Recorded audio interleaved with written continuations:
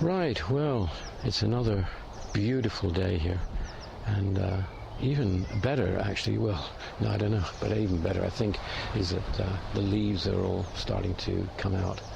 Obviously they come out in different stages because different trees have different rhythms of growth, but yes, spring is here, and it's windy today. And my development here is the building is going on very well. We've actually made a start here with the roof. This is where the pitch of the roof comes down, and then there is a sort of a dormer effect coming out on that side of the building.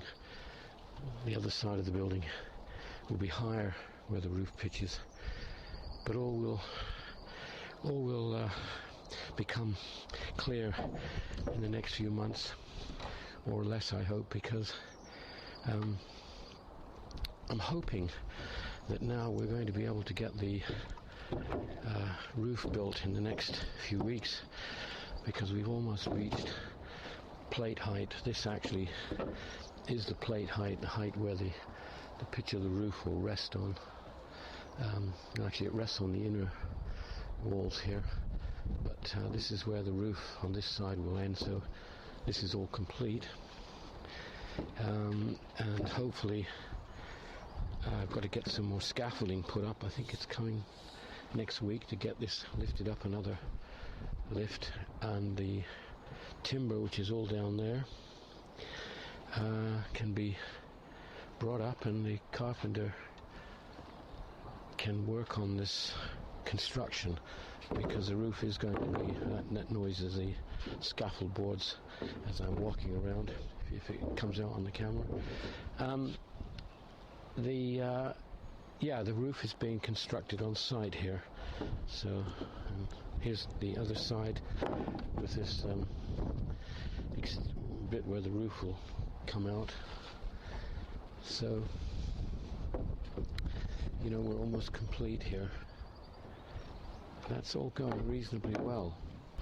But what didn't go well really was my plans to have my Jag cleaned by some professional cleaners, taking it to a sort of a car wash where a gang of guys descended on it and blasted away, cleaning the outside and the inside. Well, actually what really happened was I just chickened out again, because the thought of having this whole gang of guys, I don't know, just checking out every nook and cranny of my car, I didn't like it, so I washed it myself. It's not perfect, look, I can see already the marks I missed, but I cleaned this the other day, and you have to look close to see the two little marks that I made, one here and one there, which are being repaired in another month or so. But that looks better cleaned. I also cleaned the 2CV. That's looking good. Amy looks good. Must take that off.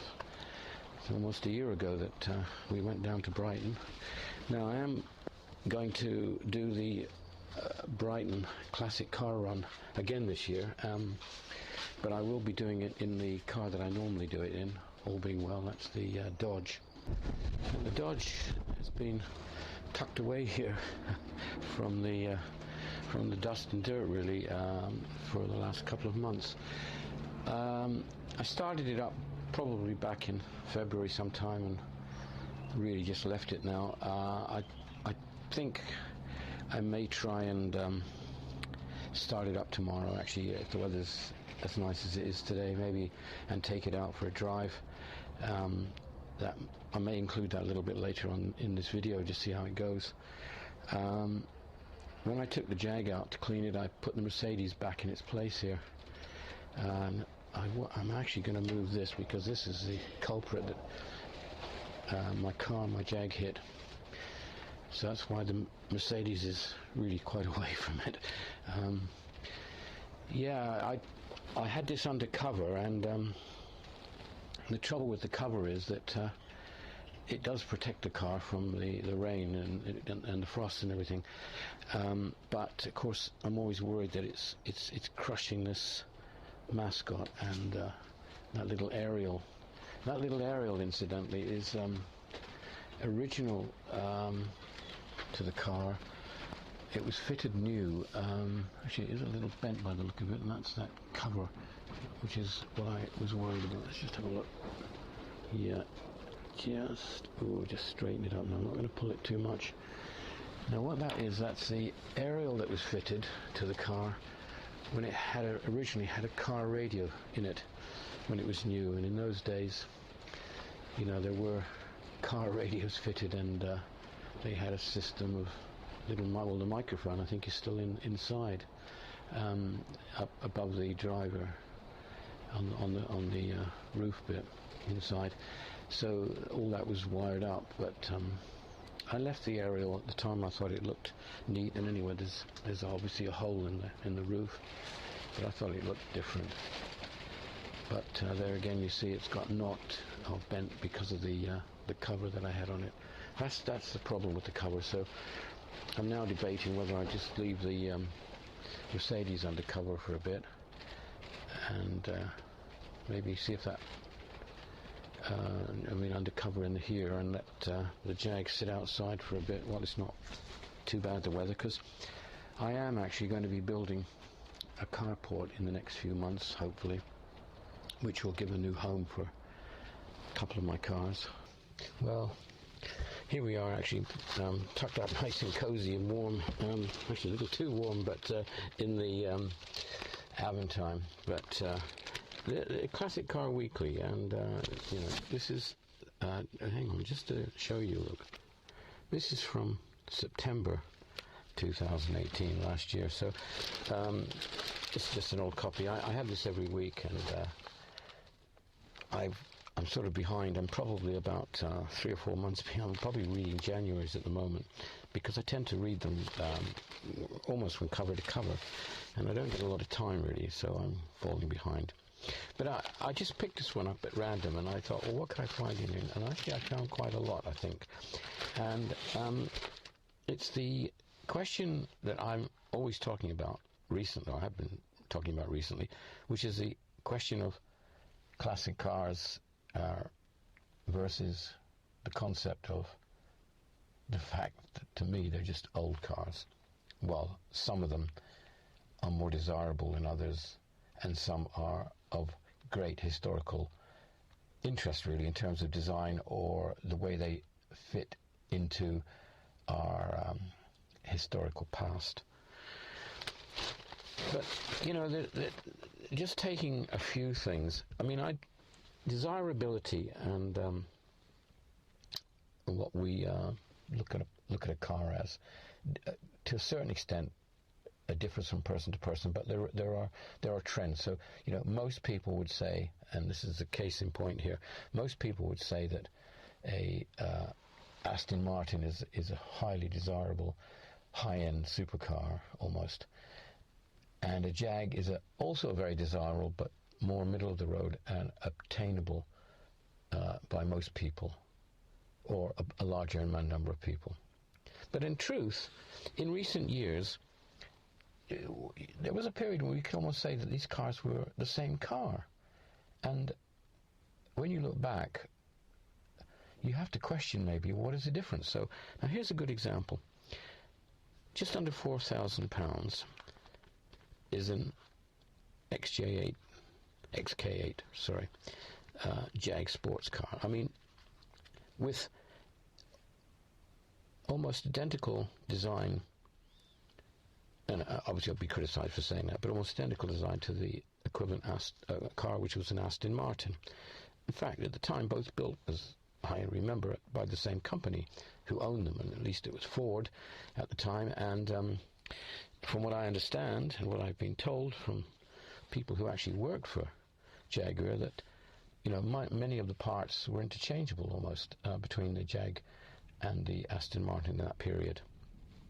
So, you know, when you're buying a Jag for £4,000, and granted this is an older Jag, it's done quite high mileage perhaps, and it's one of the early models, I'm guessing, because it doesn't say the year.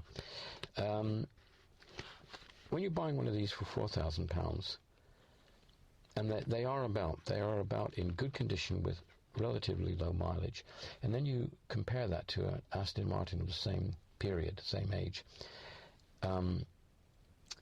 To the layman, to the average person in the street, there isn't a lot of difference in the design, the design profile, the interior. They are almost the same car, and they fulfill the same purpose. And laughingly, a lot of the switchgear, a lot of the components are the same. By the way, there's a car there. They're just asking for offers, and it's the same Jag as mine. You get to the point where people have got Jags like mine, which they claim to be in excellent condition, and they're not even telling you what price they want from them. They're just saying that they're open to offers, because really it's difficult to give them away, because when you have a car of the quality of that Jag that I own, well, all Jags, and in almost as new or as mint condition as you would expect from a sort of 15-year-old car, it's only worth, you're lucky if you can get $2,000. Something's wrong. So I flip over a few pages in the same magazine while I'm sitting in my Jag, and what do I see? Excuse me. A 2000 model Jag, 4-litre V8, so it's the same engine that's in this car but bigger capacity. So it's the 4-litre V8, lovely. And it's valued at £3,000, and it's only done 44,000 miles. So, this is a good example. Okay, it's 19 years old. So what do we call it? A classic? Or do we call it what it is? An old car, a 19-year-old car. But it's a lot of car, and it's a low mileage, and, probably, I'm guessing, but I suppose it drives almost as good as it did when it was new. And if you bought a new car, you wouldn't pay £3,000 here. Obviously, you'd be paying for that equivalent car. What would you be paying now? Maybe £50,000. This is incredible. So why is that car only worth £3,000? And I know everyone's shouting at me saying, yeah, because nobody else wants it. If more people wanted it, then it would be worth more money. But actually, that argument is not really true when you consider that if a car like an Aston Martin or a Porsche of the same era, let's just say from the year 2000, was now selling for, let's say, £40,000, not many people can afford £40,000.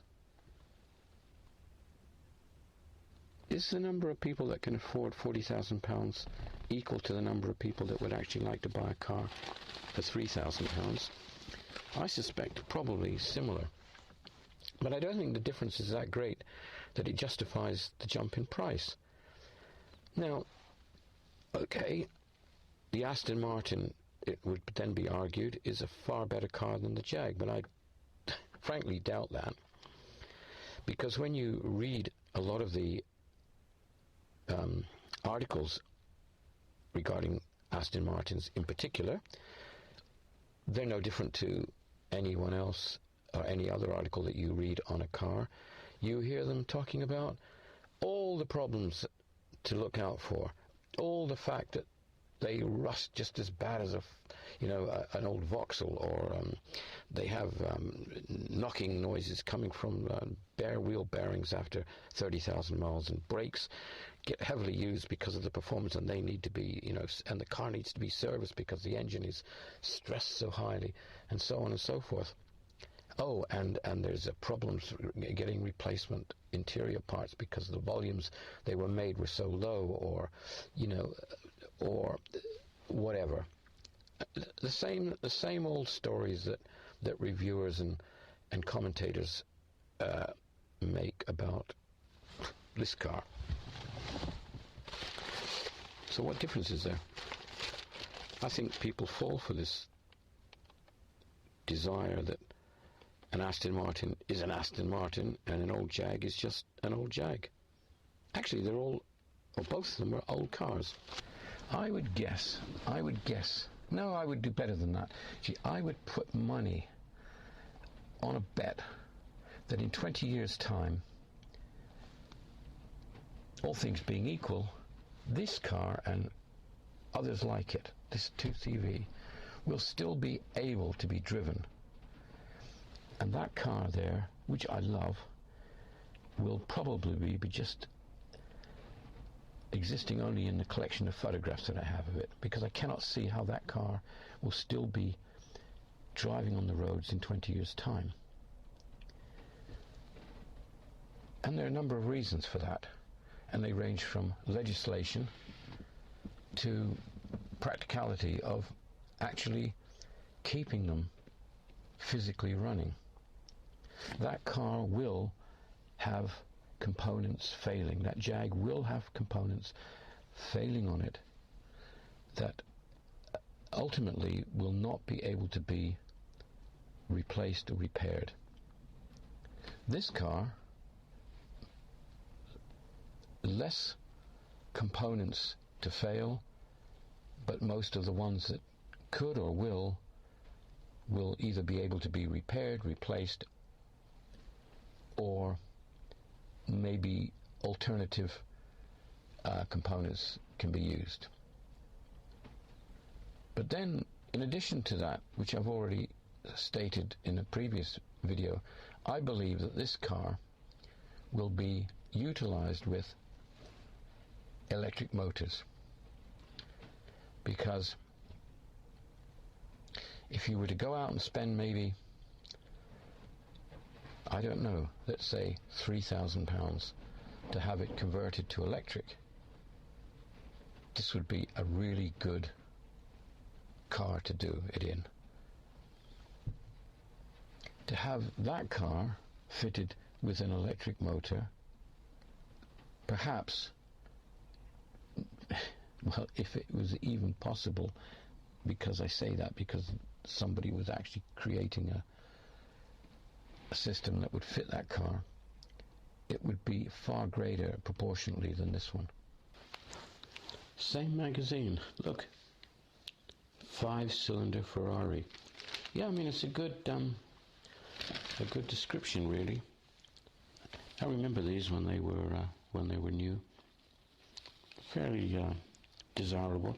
I never have, though I've had a Fiat, but I've never actually been a fan of Italian cars too much. I understand that they're desirable to a large percentage of the population. But, you know, this article is really quite good, and it gives you a really good picture of an amazing car that is technically fairly advanced, certainly desirable technically, and attractive to look at, and of its period. And what is it worth? In concourse condition, according to this article, £6,500 You know, buy a good one for £3,000. And then a Lancia Monte Carlo, a little bit older, I guess, £10,000, projected to go up. Why am I talking about all of this? Well, I believe strongly that the term classic car and the whole hobby has lost the plot. Cars have only been around for about 100 years. I've made this point before. And only in the last 40 years or so has the hobby of classics become established. When I first started to buy older cars, I was really interested in old American cars like these. And yeah, I had one like this. And I wasn't really thinking of them as classic cars. I was thinking of them as old cars that happened to be American, that happened to be of the type that were around when I was a kid, and now I could afford it at that time to buy one. I could own one, which I couldn't do. Obviously, I was either too young or hadn't got the money back in the period that they were manufactured. And yes, I liked all things American at the time because I grew up in Canada. But I very quickly became interested in and I was absorbed by and understood the classic car scene. I mean, look, it's now a whole industry. Classic Car Weekly, every week, this magazine and others. And incidentally, Triumph 2000, well, the 2000 2.5 PI or saloons. Well, I actually did have one of those. It was the 2.5 PI petrol injection, the white one. Actually, on the Triumph 2000s, I preferred this, the earlier model, the Mark 1, with the lights like this and the sealed up sort of front, as it were, because obviously the Mark II on this, they went to the same look as the Stag, which you've got here. I think there were obviously a lot of other improvements to the car, and these were perhaps mechanically not such a good car, and the Mark IIs were an improvement, but I prefer the look of the early model. The one I had was a later model. It was actually the Stag front type car with the petrol injection engine, and had a black B pillars down there, or C pillars rather, were black, matte black, but it was white. And it was the car that we believed the police were all buying at the time. Though I've heard stories that they actually weren't PIs, all of them, but I don't know.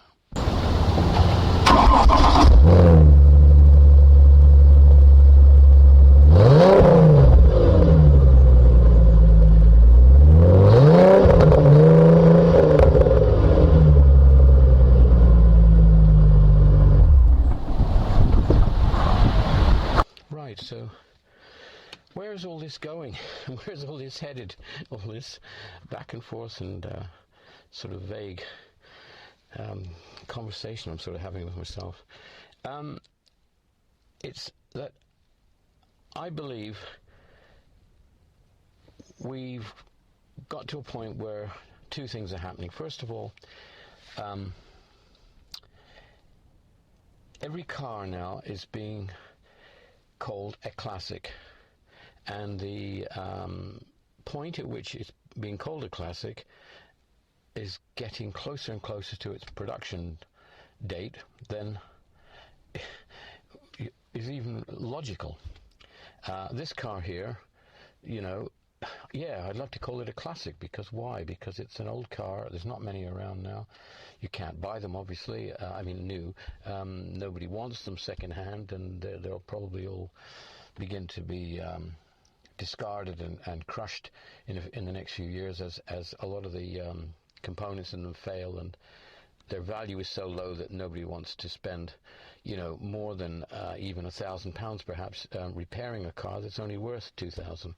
So it's only the few that, like this maybe, that are in good condition and don't get drive too much and are maintained in good condition that will survive. And that, I think, is the case with a lot of the modern cars today. So will they become classics? Well, no, they'll become a rarity maybe. They'll become a car that's rare in terms of its availability or the numbers that exist. So,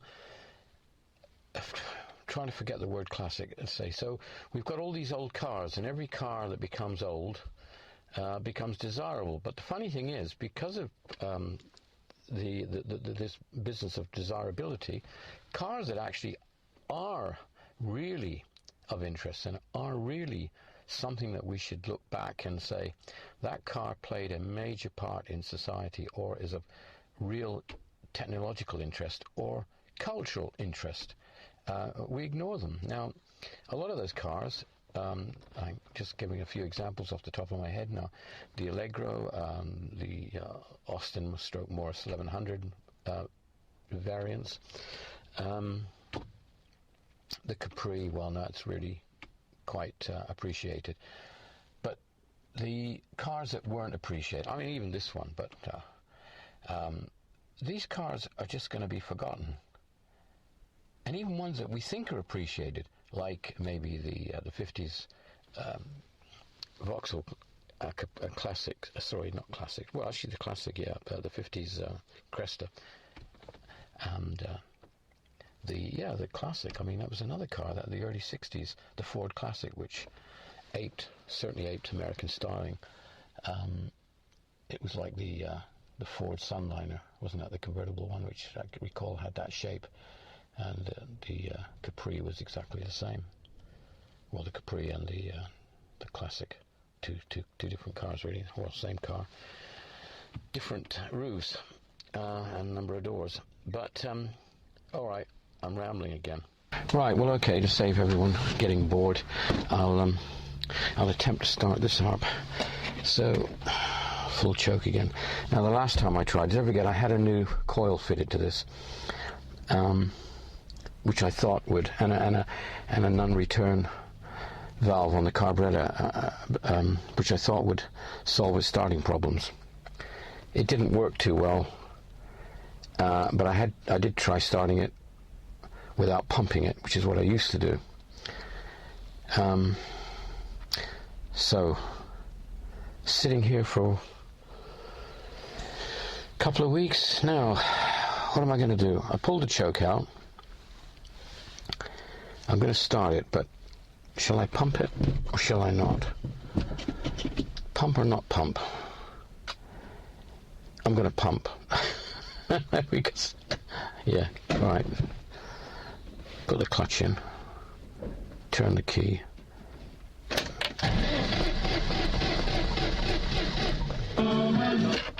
Oh, that radio always comes on because hang on, let's turn that off.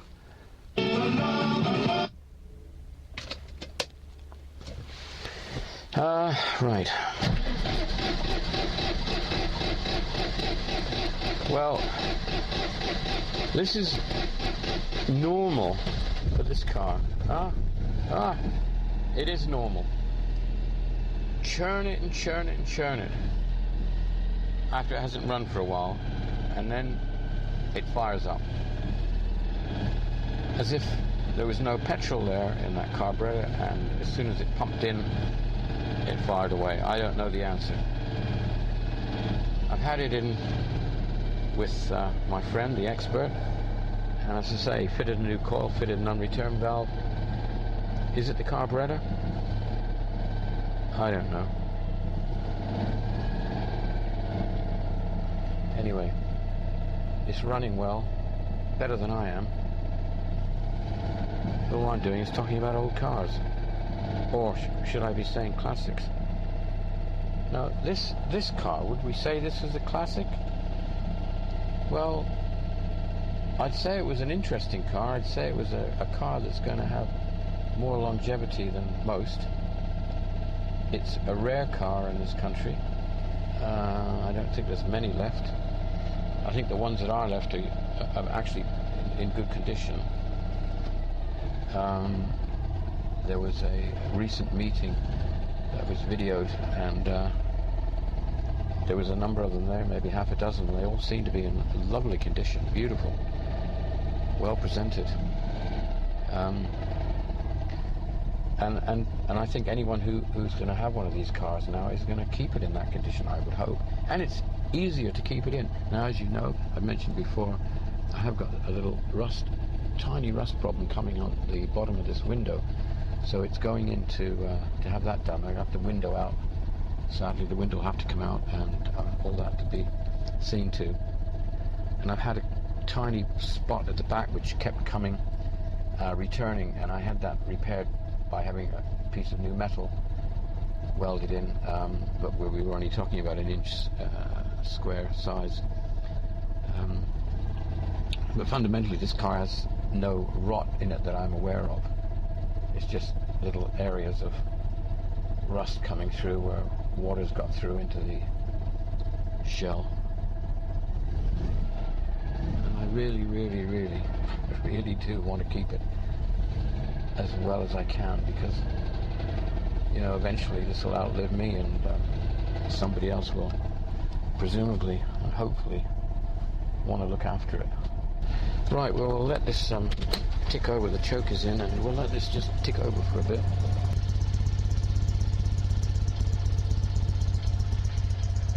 So that was a stainless exhaust that I had fitted.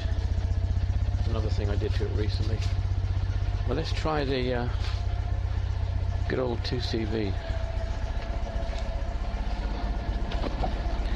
I keep this little blanket here to try and save wear on the leather seats. We bought, I think it was 3 big hides when we did this car up, but sadly we should have bought 4, because I haven't got any that if I wanted to replace, say, maybe the seat base of this seat, so I've got to look after it, because it's all matching, because obviously it's the same. This is all leather with a little blue stitching. Anyway, you can hear the Amy idling away there nicely. Now, this radio, of course, won't come on when I turn the ignition on, because this is on permanent live. So I've turned it. I have to turn it off each time, and then turn it on so it's off. Right, I'll pull the choke out now.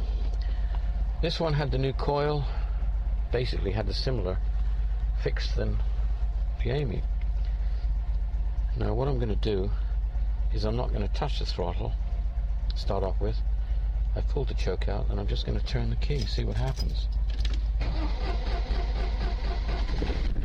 Right, as soon as it fired, which it did, I then started to put the throttle in, down a bit. Right, choke in halfway. Now you see that? That really started well. Well, if it keeps going like this, I'll be all right for Croatia this year.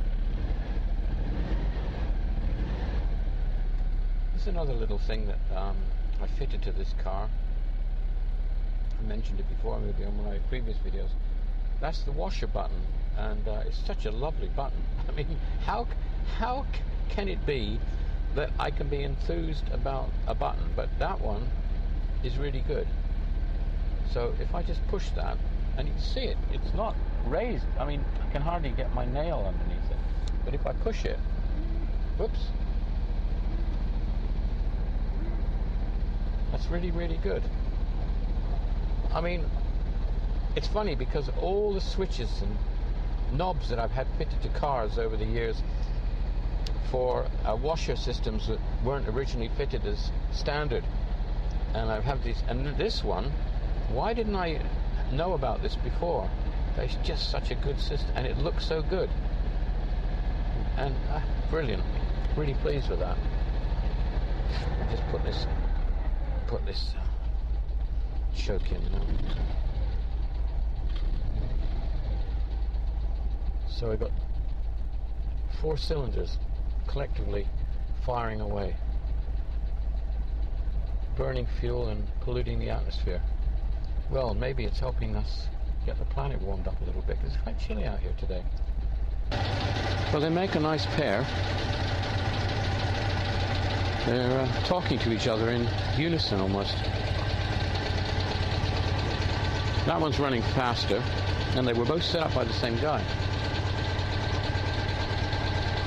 Not a lot in it, because that one's had the increase in capacity from 602 to 650, and it does make a difference. Well, at least I think it does. It feels like it does. Maybe wishful thinking, but it seems to have more torque, which is what I wanted. It seems to pull better in higher gears, so 3rd and 4th you can use those a lot more now. and maybe, you know, on the motorway going to Croatia, we won't have to change down so much. And I really am going to get some new wheels for this car. I've decided I'm just going to buy 4 new wheels rather than bother about having them refurbished. I think I'll just buy 4 new wheels, have them fitted. I want to get another tire for the spare, and then maybe I might, well, then when I've got the wheels off, I might see what it costs to have them refurbished, or maybe I'll just do it myself, because I think it's probably just rub them down and respray them. At least they'll be good for spares, or maybe someone would like to buy them off me. See, another thing I was pleased about what I did with this car, I made a few little alterations on it since I've had it. One was this roof. I'm so pleased that I painted it the darker brown, and because this natural break here, which is just as the car was manufactured, with this little rubber edging, just makes such a good color break as well. It just looks like it was designed to have a different color on there, on that roof. I think it makes a big difference. The car looked rather insipid in that color when it was all that color, and in fact I think to my eyes anyway, they all look a little bit weak with a single color. But when you put that roof on, I think the design of the tailgate, the way the tailgate works into the rest of the roof, is just made to be a separate color, and I think it just really sets the car off nicely. It's a funny thing, because I don't personally think that these cars look good in all colors. I'm not going to say which colors I like or don't like, but I do see them in different colors, and some strike me as being quite unattractive, really. Perhaps it is the fact that I've got used to this color, and I've got used to the roof. I think the design is so striking, so unusual, that a color that's too strong takes away from the design. I think the design speaks for itself, really. I had a saloon version of these, of this car, the Amy 8, back in 1980. It was a 1976, I think, probably the same year as this. It was a saloon, just a sloping back and a little boot, and it was red. Now, it looked quite nice, and I looked fondly at some of the pictures I've got of it, and I still think it looked quite nice in red, though I don't really like it red quite so much as an estate. But as a saloon, it looked quite nice in red. Yeah, I took that car to the south of France. Broke down there, though. Right, so they've had a little run of the engine for 20 minutes or so. One of the things that's also good about this car in my eyes is that I had it carpeted, and then I had carpets to fit it that I bought here to protect the carpet that I put in. So this car's got quite thick underlay. Then it's got this fitted carpet here, this brown fitted carpet, which is all edged and is complete, you know, it covers every part of the car. Then I've got this red, thick red matting to protect that. And also, of course, I've got the carpet in the boot, and coming away there, that's one of the problems that we had. I've changed the glue where it started to come away like this. Now I'm using a different adhesive, so those bits on the other side there, because I did have a problem. As you can see, this bit here fell down and got caught onto something else, and I lost part of the carpet, which was a pity, but this bit I'll have to repair. But this carpet and this sort of sound deadening effect up here, and the carpet is over the wheel arches as well, and at the back you know. See, all of that there is carpet. So there's carpet everywhere here. This panel here lifts out. The spare wheel is under there and a little bit of storage space. But all that carpeting may sound, it probably is, extraordinary to have in a 2CV and against the whole ethos of what the car is really all about. But it does make a difference, I think, in the on a long journey. You get less drumming, less road noise. The car seems and feels more solid and quieter. And I think it was good for what I did, because I really wanted to create a sort of luxurious version of a 2CV if I could, or sort of had the air of luxury about it without taking from the original. And with that in mind, I dumped the two individual seats that the car originally had, and I replaced it with a bench seat from a van, an old van. And I had things, I mean, the parcel shelf was made, that's quite thick material, but I had it in material because you know, I wanted this feel of the original car. You can see where it's all stitched up to the back seat there. And the panels, though I had them in leather, they basically follow the same theme as an original. So my objective was to have a car that was as it was originally, but felt kind of super and luxurious when you sat in it. Special really was the feeling. I mean, when I bought this car originally, it was in excellent condition, and it still is, but it didn't have parcel shelf, so I made this parcel shelf. It's actually made of wood, and it was just really to cover up the area where I usually keep lots of junk. And there again, this has all been carpeted out. There's carpet at the side there, carpet at the bottom. I had a thing about my cars. Every time I had a new old car, I had the boot carpeted. So one of the things I can't stand is an old car that looks really lovely, and you open the boot and it's just rubbish. I mean, I know mine get filled up with junk, but you know, if I take that junk out, I'm left with a lovely, beautiful looking space. And so they just become storage areas, sort of temporarily. I had the high-level stoplight fitted on this car because I was always fearful that somebody would go in the back of me. And about 2 months after I had it fitted, somebody went in the back of me. I was at a roundabout and just moved forward a little bit, and then bang, straight in the back of me. There's a video of it somewhere on my channel, but this bumper here got pushed back and slightly dented. But the garage, which is now closed down, Bennex, Billy up there, he worked on it and he straightened the bumper, pulled it out, fixed everything, and in fact, you wouldn't know now. Fortunately, nothing was broken. Lenses weren't broken, glass, nothing was broken. Though I have got spare lenses now, and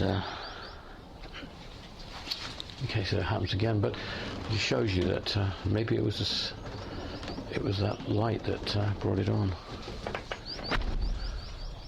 But apart from the light, the carpeting, and the roof being painted, I haven't really done too much to the outside of this car, or anywhere really.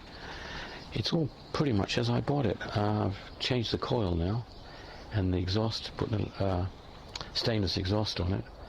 And what have I had? I've had this car about 5 years now, and I haven't really done, that's about it. I think that's all I've really done to it. seats are as I bought it. Mind you, they're not original, they are covers, I think, that have gone there. And I've had a few bits of rust, very minor. One of the bits I was talking about, which was metal, was this section somewhere in here. A little bubble kept coming back, and since we've cut it out and put a bit of metal in, it's stayed okay. But for 20 years now, I've been enjoying this particular car, and really there are moments when I feel this is the only car that I should keep, because I don't see what else a car can offer that this doesn't. It has, well, like Jaguar says, pace and grace. Well, it's fast enough. It's a 3-litre straight six. It is quite fast. I think this car probably, I would say, drives as fast and as rapid as it were when it was new, as it was when it was new. I think it's a slightly timeless design. It's a box shape estate. I think it's timeless. I think it has an elegance still about it, especially when, obviously, like most cars, when it's cleaned, because it's not damaged or it's not tarnished in any way. It looks like new when it's clean, so it has a presence. The lines are clean, which gives it even more presence, I think, to be frank. The interior is as luxurious as you could ask for, really. I mean, it has all the amenities, from memory seats, dipping mirrors, electric this, everything's electric. There is very little on it that it hasn't got that a modern car has now. Cruise control, it's got everything. It's an estate which with an excellent capacity, so it's a very practical vehicle. It's only real, and it's got 4-wheel drive. Well, it's a limited 4-wheel drive in as much that it will work up to 30 miles an hour when, it'll get you out of trouble if you're stuck on wet grass and snow or something. But that is a useful thing to have. To me, its only downfall is its fuel consumption. So if you were wanting to drive long distances or regularly go long distances, this would not be the car to use. However, as an everyday driving car, one that you did a small mileage in, this would be a great car. And at the moment, parts are accessible for it. I mean, I haven't had any problems getting parts for this car. I think there are still quite a few of them on the road. Certainly, they seem to be extremely popular in Eastern European countries. They have been, and maybe that will fade out a bit, but I still think this is an excellent car. I don't think it's quite reached the stage of being, and I use that word I shouldn't be using, classic again, because it hasn't ever been accepted as a really desirable Mercedes. The 123, the previous model to this, is a better bet if you want to get a car that is probably generally accepted as more desirable. This car in itself is desirable in as much that it's the original 4Matic system, and this particular one is one of the few that is still on the road in this country. It also was one of the few, or the only one, that came with every option on it that Mercedes did at the time.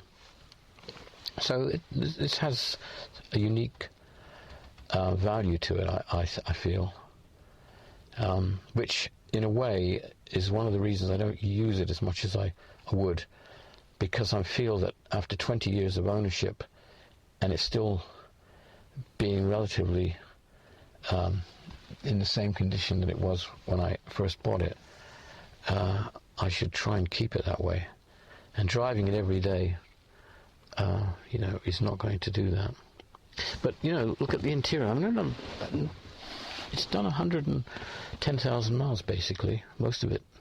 I think it was about 28,000 miles when I bought it. So most of that mileage has been done with me. And it's done a lot of work. It's been to France. It's been on the continent a few times. It's carried lots of people to France, actually. It's had 5 people touring France in it.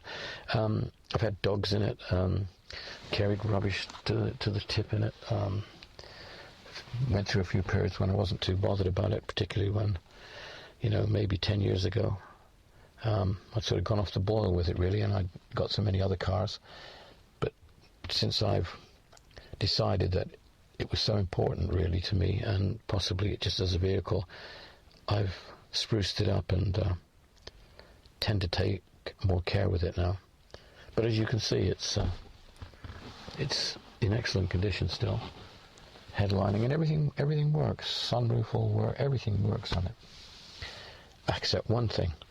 There is only one thing that doesn't work on it, and on the heated seats, the actual seat part on the driver's side doesn't work. We did look at repairing it, but the cost involved and the work in taking the seat apart and taking the cover off and everything, I decided I wasn't going to bother with that. It wasn't totally the cost, it was the fact that, you know, the seat, getting that seat, all that cover taken off, I didn't feel it was going to ever go back the way it was, and I'd rather leave it as original. So anyway, do we call this a classic? No. I think we call it an interesting Mercedes that somebody like me's had for 20 years. Oh, I've just noticed another problem. Yeah, it's had it all the time, but this laminating of the windows, the front screen. But I've had it for 21 years now. I bought it in 1998. So I've had it 21 years. And I love it to bits. So it's a classic to me.